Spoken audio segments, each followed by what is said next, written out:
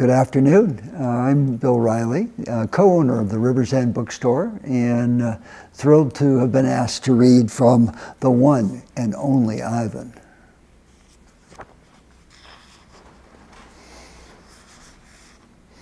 The men are still yelling. Some of the yelling is at each other, but most of it is at Ruby. We hear scrambling, pounding, shifting. The side of the truck shudders. "I'm starting to like this elephant," Bob whispers. "I'm getting the big one," Mac says. "Maybe she can coax the stupid brat out of the truck."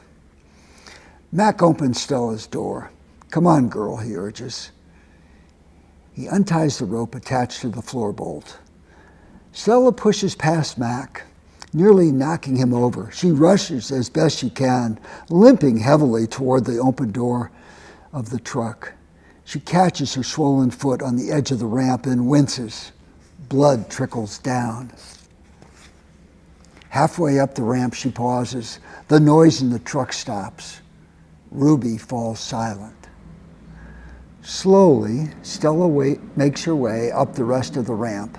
It groans under her weight, and I can tell how much she is hurting by the awkward way she moves. At the top of the incline, she stops.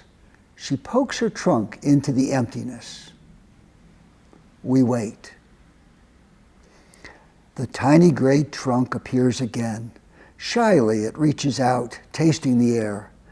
Stella curls her own trunk around the baby's. They make soft, rumbling sounds.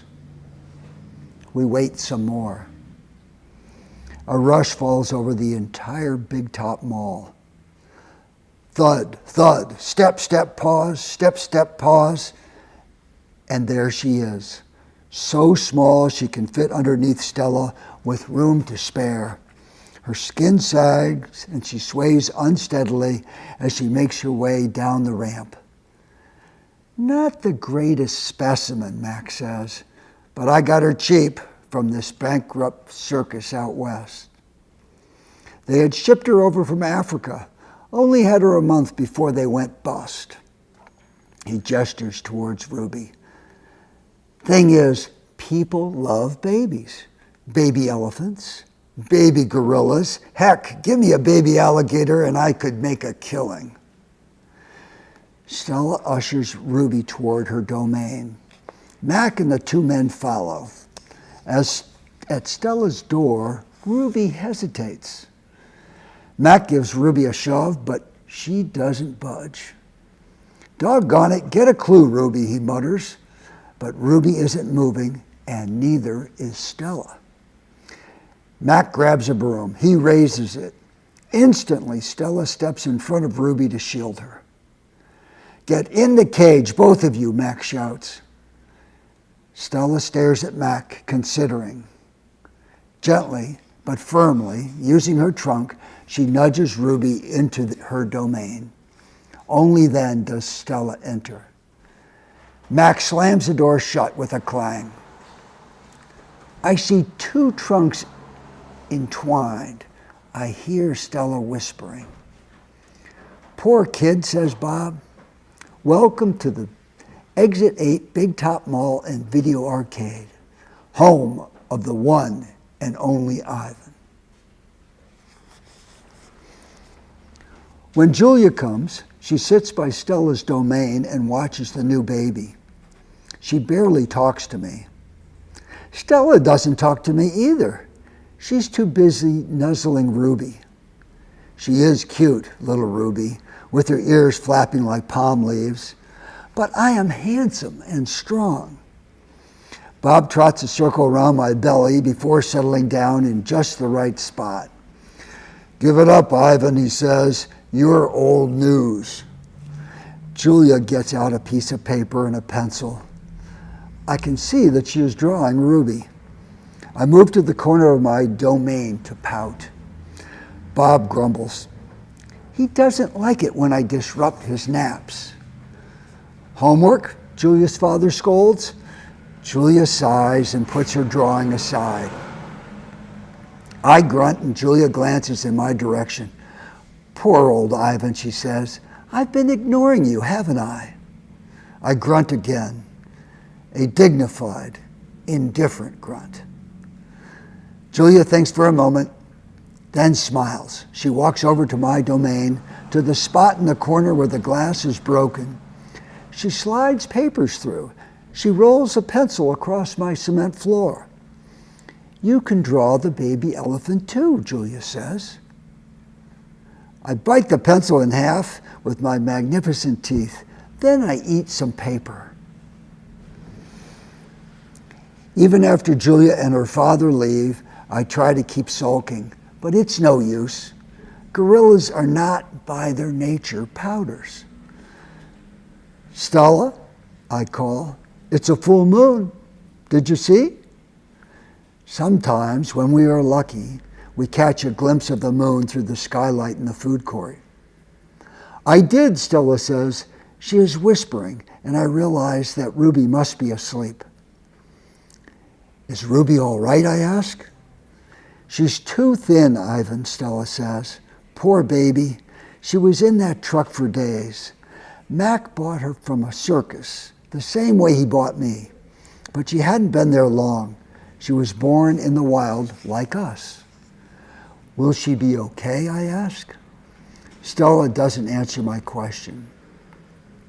The circus trainers chained her to the floor, Ivan, all 4 feet, 23 hours a day. I puzzle over why this would be a good idea. I always try to give humans the benefit of the doubt. Why would they do that, I finally ask. To break her spirit, Stella says, so she could learn to balance on a pedestal, so she could stand on her hind legs, so a dog could jump on her back while she walked in mindless circles. I hear her tired voice and think of all the tricks Stella has learned. When I awake the next morning, I see a little trunk poking out between the bars of Stella's domain. Hello, says a small, clear voice. I'm Ruby. She waves her trunk. Hello, I say. I'm Ivan. Are you a monkey, Ruby asks. Certainly not. Bob's ears perk up, although his eyes stay closed.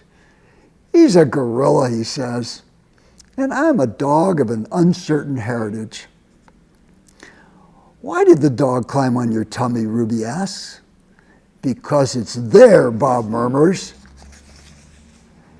Is Stella awake, I ask. Aunt Stella's asleep, Ruby says. Her foot is hurting, I think.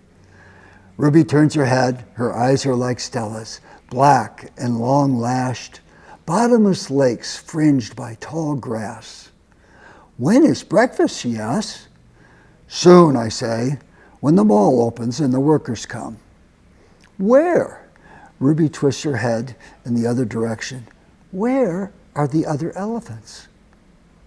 It's just you and Stella, I say, and for some reason, I feel I've let her down. Are there more of you? Not, I say, at the moment. Ruby picks up a piece of hay and considers it. Do you have a mom and a dad? Well, I used to. Everyone has parents, Bob explains. It's unavoidable. Before the circus, I used to live with my mom and my aunts and my sisters and my cousins, Ruby says. She drops the hay, picks it up, twirls it. They're dead. I don't know what to say. I'm not really enjoying this conversation, but I can see that Ruby isn't done talking. To be polite, I say, I'm sorry to hear that, Ruby. Humans killed them, she says. Who else, Bob asks, and we all fall silent.